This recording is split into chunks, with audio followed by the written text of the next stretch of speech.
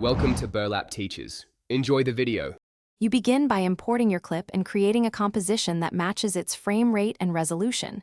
This prevents sampling issues.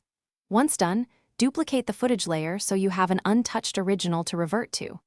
Next, apply Keylight 1. 2 from Effects Keying. It's fast and accurate for solid color backgrounds.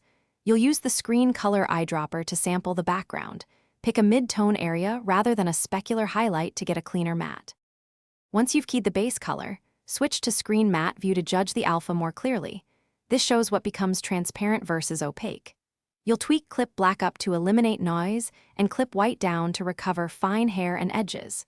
Make subtle changes to Screen Gain and Balance to control spill and preserve skin tones. Then add a small screen pre-blur and a matte choker if needed to soften jagged edges.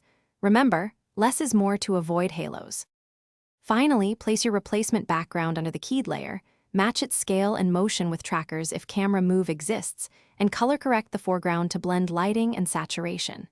Use Refine Edge to recover wispy details and add a subtle edge feather for a natural transition.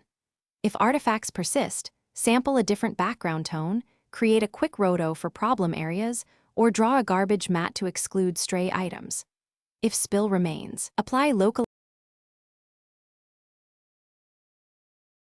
Thanks for watching. Consider subscribing if this video helped you.